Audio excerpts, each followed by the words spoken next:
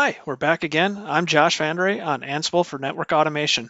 And today we're talking a little bit more about working with APIs, and we're going to also take a look at an open source tool called Netbox. At the end of the session, we're going to have worked with some REST APIs using Ansible, and then we're going to have looked at an open source tool, Netbox, that's one of my favorites for automating as a source of truth. First, what is a REST API? One of the things I like to say, I know this isn't exactly 100% accurate, but REST APIs, I put them in a similar boat as an HTTP request. It is client-server based. It is stateless as well, so that's a big important piece to this. REST methods, they like to call it CRUD, which is create, read, update, and delete. Some actions for these methods that correspond to the CRUD model is get being a read, a post sending out, and that is a create. A put or a patch, those are two different things in this model, and they represent updating information. And then last and foremost, delete. That is removing an item. All right, let's go ahead and take a look. We'll take a look at Netbox and Ansible REST API usage. So what is Netbox? Netbox is a tool I've been using quite a bit. It's an open source data center infrastructure management and IP address management tool. So it's managing my physical devices, it's managing my IP addresses and my prefixes in a network environment. You can get more information about it at the URL in the browser here at netbox.readthedocs.io. And their GitHub page is netbox-community/netbox. So if you use your favorite search engine and search for netbox space GitHub, it'll take you to this page. It is a very active open source project, and one of the things that I like most about it is it has an API that is very friendly and well documented. So first off, this is Netbox. When we go over things, we have our sites, regions, our tenants in a multi-tenant environment. We can track our racks and elevations, our devices. We get various device roles, manufacturers. It really represents things pretty well. In our IP addresses, well, it's IP addresses. It also, then with IP addresses come your prefixes. And then as you continue to grow up into your aggregates and then RIR, so aggregates being address allocations from the registries. And then it also tracks VRFs and VLANs. That's kind of a nifty piece to it. And then also we'll get into doing virtual machines, etc. But this isn't about that and circuits, so we'll go through that. But one of the big things about working with APIs is you need to know about it, information about it. Often, well, at least on Netbox, there's an API link on the bottom, which takes you to a local representation of the API itself. If you aren't seeing an obvious place where there's API, use your favorite search engine and search product name and API. So first thing I do often is I go ahead, they've separated out applications based on circuits, data center, etc. So as we're going to work through this, we're going to try to figure out how to add an IP address to an interface. IPAM covers our IP addresses, so we'll take a look there first. As we scroll down, this is everything that we can do with the API. And so we're going to eventually work on updating an address and posting an address. So we'll be able to take a look when we click on post and then try it out. We'll get what is the information that's necessary to pass in. And one of the things that we're going to find that we need to pass in if we're going to assign an IP address to an interface in Netbox is we need to know what interface it is.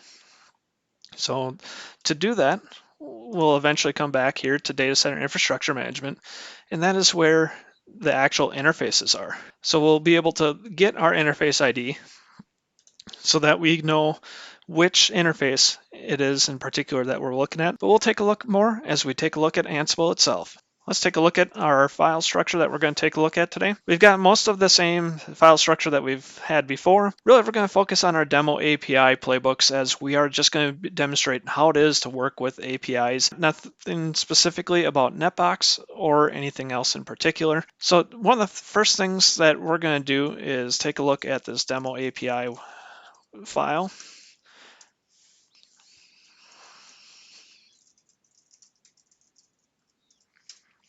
So in there, we've got our first play. We're going to be working with APIs. We've got our connection set to local, and we're using hosts of localhost. Because we are working with APIs, it's important that we actually initiate things from our actual local host because that's the machine that is actually going out and making the API calls. We don't have any network devices actually going out to the API and making calls themselves. That's the one little trick as far as working with APIs in Ansible. This new key that we see on here, vars_files, I found a piece to move the secret information into the vars files. So this is another key. It will load the information up right away. And then this way I can use this in the vars section because I want to make the Netbox headers that I use for the API calls be as seamless as possible. So in the vars, we've got our netbox underscore headers, where we've got our content type and the authorization. Note the token there is a keyword that is required. It is in the API doc. So when you're working on APIs, take a look at that. And that's not something specifically to working with Ansible with APIs. It's something API specific. So our first task, all we're going to do is get the list of all the devices. We've got our URI module that is going to be used. Then we get the URL is one of the parameters that we need to set. So we have an HTTP to netbox.local. And then /API/DCIM and devices. That is something you get from the documentation. We're using the method of get. The status code we expect is 200. Sometimes you might expect a 201 for a patch or a put, and maybe a post as well. You have to know what the documentation states back. If you set this status code to 201 and you get a 200 status back, you're going to end up having the play fail because it was an unexpected status code. If you are okay with a 200, a 201, and various other status codes, you can put those in there with a comma and just have multiples listed.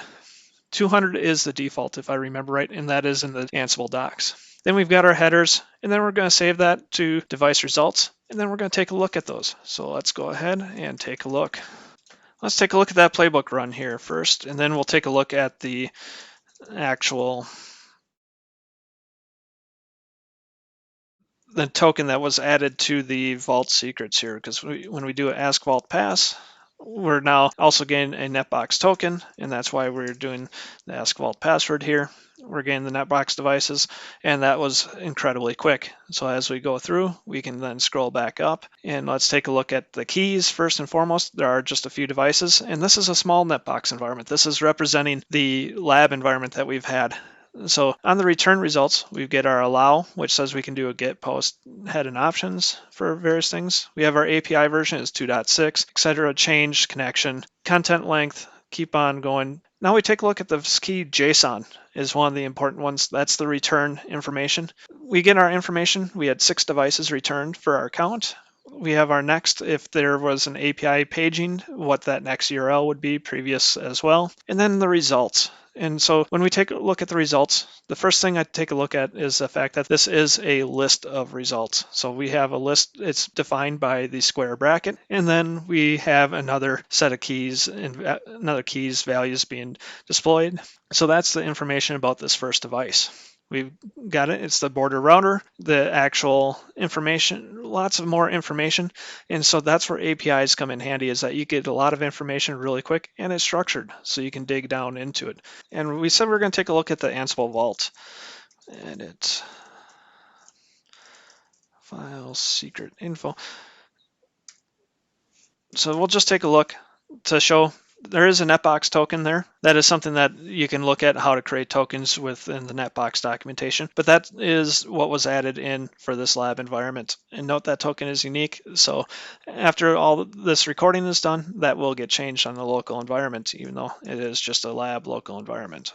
We're going to jump ahead to the last API demo file here that we've got to take a look at the final picture, what this is going to look like. One thing I'm going to encourage you to do, Netbox is a free tool. There are Docker instances and also installation available. So feel free to install Netbox on your own lab environment and do some testing with it. Put some devices into it and start to take a look at what things will look like and play around with the APIs. So this is going to be a single play.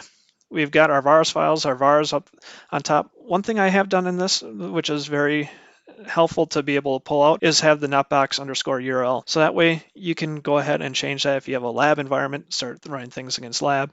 And also as you develop your Ansible playbooks, you can use that of here's your stage inventory and have that as a variable is what is that netbox URL there. So as we go down, our first task, we're going to go ahead and get information from loopback 7 on router 1. We're going to say, let's get the interface. What is that interface ID for router 1 in Netbox? We're going to check to see if the address already exists. This particular one is 10.20.30.7. So that's going to be Netbox. It's asking, hey, do I need to update this? And then we're going to save that to the variable Netbox IP check. Continuing down, task number 2, we're going to assign this IP address within Netbox to the URL of IP addresses. Our method is going to be a post. So that's going to be writing and creating new. The status code that we're expecting back on this is a 201. I got that from the docs. Headers, we're using the Netbox headers. The body format is JSON, JSON. It's a very handy way of representing data. And then our body, we've got our address is going to be 10.20.30.7. And we do with it Netbox need the /32. Our status is 1 for active. And then interface. So here we're looking back at the first task. We've got our registration of Netbox loopback interface. Then we go down into the JSON key. We get the results key from the value, or going back to the value of from JSON. And then we want the 0th response back. So we want the actual ID from the response. There could be multiple. Generally, there should only be one response, so the 0th item there. And then we want the ID number. So that's going to be the actual interface. And then we're going to post that out to Netbox. And then that's going to be whenever the Netbox IP check.results is less than 1 for the length. That just says that, hey, there is no IP address already assigned to that interface. And then we're going to print out the results at the end. Okay, first let's go to Netbox and take a look at router 1 to see what exists already for it. So we'll go into our router 1 here. We've got our interfaces that are assigned that were created. So there's a gigabit, Ethernet 00, 1, 2, 3, and then there's 2 loopbacks that were created in Netbox. Note that there are no IP addresses here whatsoever, and we'll look to go ahead and add those. So when we do our Ansible playbook, demo API 5, and make sure we ask for our vault pass. Now we'll go ahead and go create that address on Netbox. It's gone through. It went pretty quick, especially for being in my lab environment. And then when we take a look at refreshing this page, we now have the loopback address is assigned. So we're going to just take a look back at all the plays. We see that we've got everything is checking out okay. And then our post results, we get our JSON information, we've got our address when it was created, and everything else that goes along with that. So let's just review real quick what we've accomplished today. We've looked at an open source tool, Netbox, one of my favorite tools to automate with. And we've worked with the REST APIs, specifically posts and gets. Now, the one thing I will say on this one is these are all tools that are open source and freely available.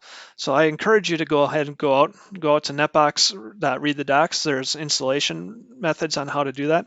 Ubuntu is the flavor that is most heavily documented, although there is documentation for CentOS as well. But I still, if you have the option, look at the Ubuntu flavor of Linux, install that on a virtual machine somewhere in a lab, and go ahead and get started, enter some data into Netbox, and look at the APIs and use Ansible to do so. They are all open source.